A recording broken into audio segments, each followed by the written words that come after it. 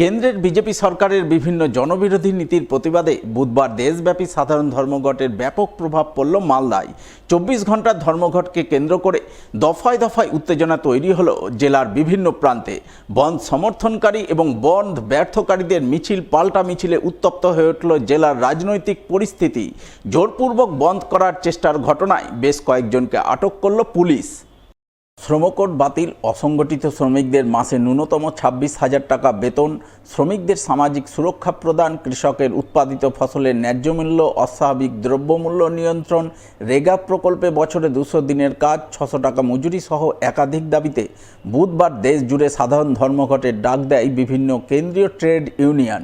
সিটু, INTUC, ইউটিইউসি, AITUC সহ বিভিন্ন কেন্দ্রীয় ট্রেড ইউনিয়নের ডাকা দেশব্যাপী সাধারণ ধর্মঘট পালিত হয় মালদাতেও।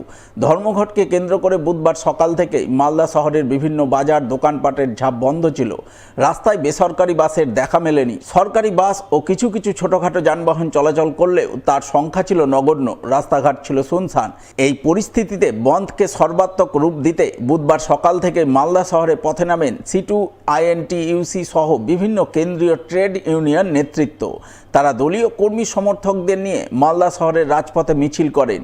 বন্ধের সমর্থনে পিকেটিং করেন বিভিন্ন বাজার ও দোকানপাটের সামনে। সেই সঙ্গে মালদা শহরের রথবাড়ি মোড়ে পথ অবরোধ করেন। অবরোধকে কেন্দ্র করে ব্যাপক উত্তেজনা তৈরি হয়। যদিও বিশাল পুলিশ বাহিনী পরিস্থিতি নিয়ন্ত্রণে আনে। অবরোধ সরিয়ে দিয়ে পুলিশ যানবাহন চলাচল সচল করে।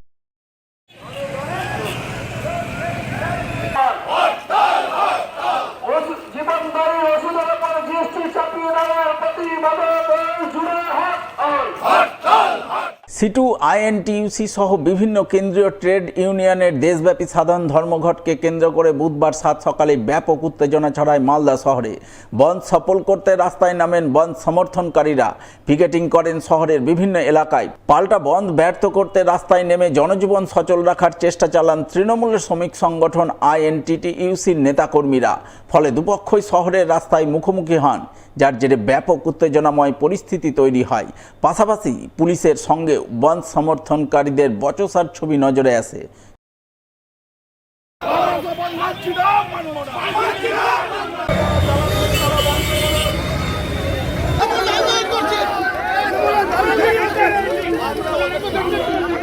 বুধবার দেশব্যাপী সাধারণ ধর্মঘটকে কেন্দ্র করে মালদার আধার অফিসে ঢুকে আধার কার্ডের কাজ বন্ধ করে দেন বন্ধ সমর্থনকারীরা।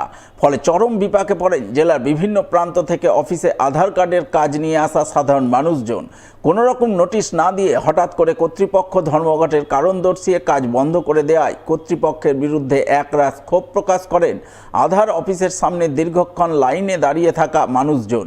যদিও পরে কর্তৃপক্ষের তরফে পুলিশ ডেকে অফিস সচল রাখা হয় এবং আধার কার্ডের কাজ যথারীতি শুরু হয় বলে খবর।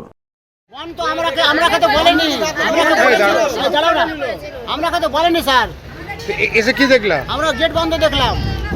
আধার কার্ড কি হচ্ছে? আধার কার্ড হচ্ছে না বললেও হবে না, তারপরে সে গেট খুললে হবে। এখন গেট খুলেছে হওয়ার জন্য।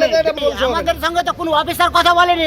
আমার ইন্সপেক্টর এখানে আমরাকে গেট খুলিয়ে দিল, বললে হবে আপনারা থাকেন কাজ করেন। এখন আমরা যে পারমিশন আছে আমাদের ডাইরেক্টর, ওনার কাছ থেকে পারমিশন নিলাম। উনি বললেন যে পুলিশ প্রোটেকশন দিয়ে যদি আপনি কাজ করতে পারেন তাহলে করুন, বাট আপনার সিকিউরিটি যেন ইকুইপমেন্ট কোনো কিছু খারাপ না হয় বা ভাঙচুর না হয় সেদিকে লক্ষ্য রাখতে। তো আমি এখনই ইংলিশ বাজার থানার বড়বাবুর সাথে কথা হলো যে উনি নাকি সাপোর্টিং আমাকে করবে পুলিশ প্রশাসন দিয়ে। হ্যাঁ, যদি আমার এখানে পুলিশ প্রশাসন আমার সাপোর্টিং করে তাহলে আমরা কাজ করার রাজি।